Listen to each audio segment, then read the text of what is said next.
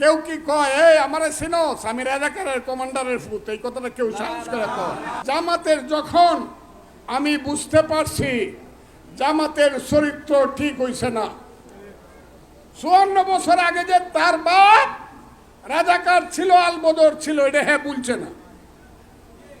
কাজেই যখন সে একটু সুযোগ পাইছে এমনি বলতেছে না না মুক্তিযুদ্ধ আসিল না, কারণ হের বাপ ফেদে গাছও তুললে মুক্তিযোদ্ধারা মারে ফেলছিল, ওই পানির তুলে লাইটাইয়া ফালাই দিয়া কুত্তার মতো মারছিল, হ্যাঁ তো এটা মনে আছে। কাজেই কই মুক্তিযুদ্ধ হয়েছে না। 3 দিন 4 দিন 5 দিন 7 দিন 10 দিন 1 মাস পরে যখন কাগজে লেখা বলছে যে এই দেশে মুক্তিযুদ্ধ হয়েছে না, এটা ইন্ডিয়া গন্ডগোল লাগাইছে। হ্যাঁ, আমার দেশে 30 লক্ষ লোক মরে গেছে। আমার দেশের এই ওয়ারলেসের পারে একদিনে 500 মানুষকে 36 এবং ডালারগাঁওয়ের 500 মানুষকে গুলি করে মারছে। কথাটা ঠিক না বেঠিক আপনার? এরপরও যে বলে মুক্তিযুদ্ধ হয় নাই এবং তাদের ছাত্র শিবির বলে যারা অস্ত্র হাতে যুদ্ধ করছিল আল্লাহর কাছে মাপ চাওয়ান লাগবে, তখন আমি আর সহ্য করতে পারি নাই, কারণ আমি এই এলাকার মুক্তিযোদ্ধা কমান্ডার ছিলাম। এখানে যারা যারা জীবিত আছেন, মুক্তিযুদ্ধ যারা দেখছেন, আমি তাদেরকে হাত জোর করে বলি আমার মুক্তিযুদ্ধের সেই সময়টা কি আপনারা দেখছেন? মুরব্বীরা অনেকেই জীবিত নাই, কিন্তু শুনছেন কারাই বলেন তো দেখি যে আমি মুক্তিযোদ্ধা কমান্ডার ছিলাম? কারা কারা শুনছেন? হ্যাঁ, এই ইটনা থানায় আমি বৈশা থাকতাম, 1200 মুক্তিযোদ্ধা আমি পরিচালনা করছি, খাইলাজুরি থেকে অষ্টগ্রাম আর পূর্বে বাইনাসুম থেকে করিমগঞ্জ পর্যন্ত। ফজলু কমান্ডারের নাম শুনলে মাথা ছেড়ে দিত রাজাকার রায়, দৌড়ায় ফলায় যেত। এই রাজাকারের বাচ্চারাই এখন কইব মুক্তিযুদ্ধ হয় নাই, আমি ছেড়ে দিব?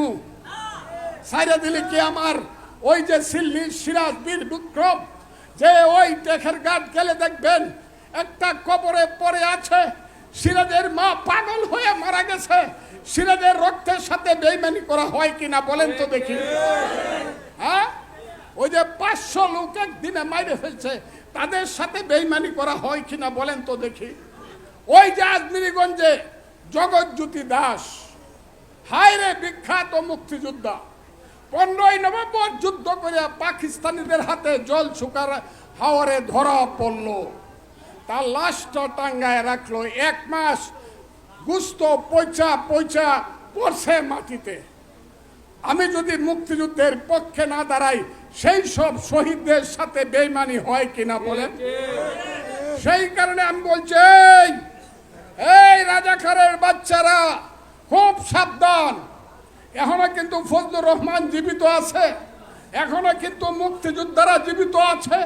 প্রয়োজনে আবার যুদ্ধ হবে, কিন্তু ওই যে আবার পূর্বপুরুষের রক্ত দিয়ে যে দেশ স্বাধীন করছিলাম, সেই স্বাধীনতার মুক্তিযুদ্ধকে কোনোদিন আমি বাদ দিতে পারবো না, ভুলতে পারবো না। এটা ঠিক না বেটি? মুক্তিযুদ্ধ ঠিক না বেটি? মুক্তিযোদ্ধা ভালো না রাজাকার ভালো বলেন? ঠিক বিশ্বাস করে? কেউ কি কয় এই আমারে চিনোস আমি রাজাকারের কমান্ডারের ফুত, এই কথাটা কেউ সাহস করে কয়? কিন্তু রিক্সা ভাই সেই ছেলেটা বলে স্যার আমার আপনি চিনেন না, আমার বাপ কিন্তু মুক্তিযোদ্ধা ছিল। কি তাইলে রাজাকারের চেয়ে মুক্তিযোদ্ধা ভালো? এটা কারা কারা বিশ্বাস করেন? হাত তুলেন তো, একটা হাততালি দেন, হাততালি দেন একটা।